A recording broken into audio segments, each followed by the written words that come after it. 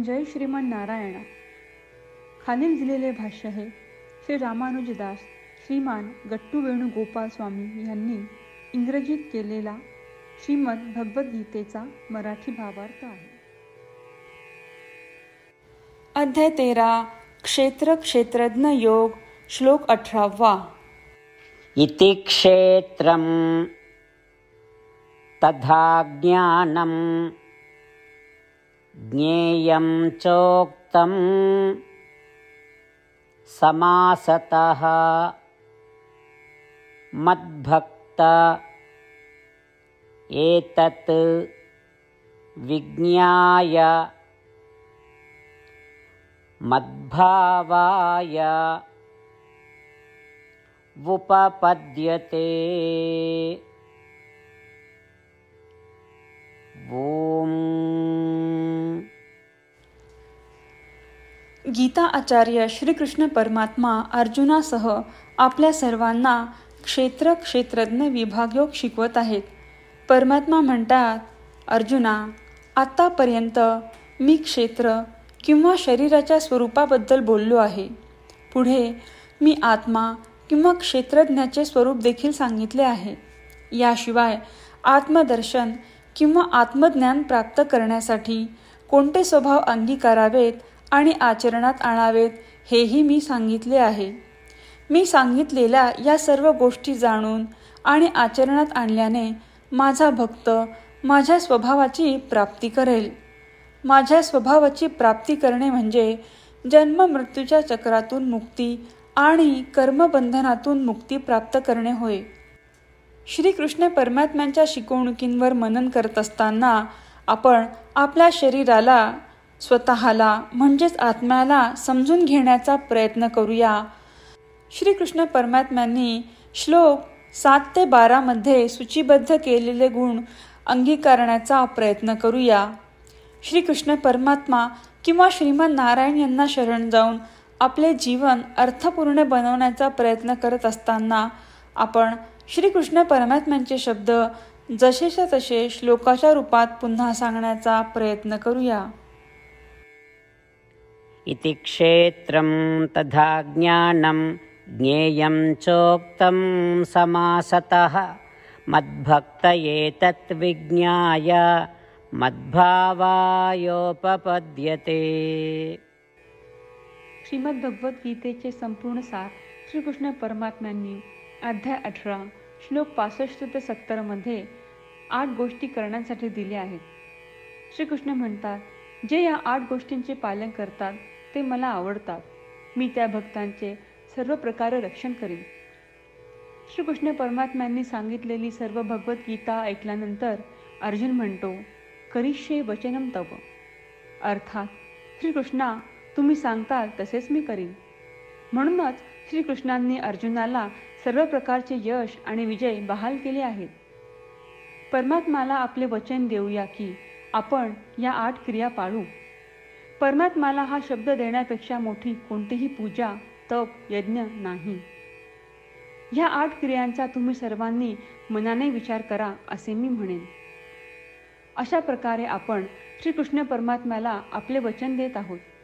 आपण सर्वांनी श्रीकृष्णाच्या चेहऱ्याचा आनंद आणि सुख अनुभवूया. जय श्रीमन नारायणा.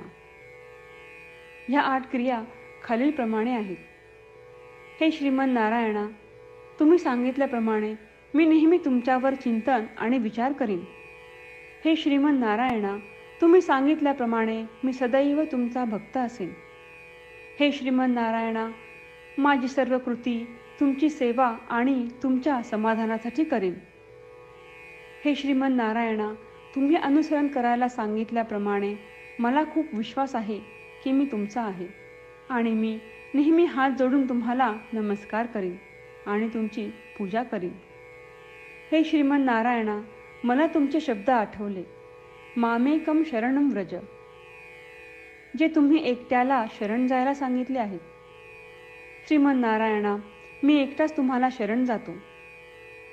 हे श्रीमन नारायणा, मला तुमचे मा शुचाह शब्द आठवले की तुम्ही आम्हाला दुःख न करण्याचे आश्वासन देत आहात.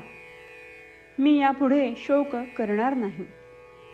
हे श्रीमन नारायणा, तुम्ही आमच्यासाठी श्रीमद भगवद्गीता देऊन आम्हा सर्वांवर कृपा केली आहे आणि आशीर्वाद दिला आहे. मी दररोज किमान एक श्लोक वाचण्याचे किंवा ऐकण्याचे वचन देतो.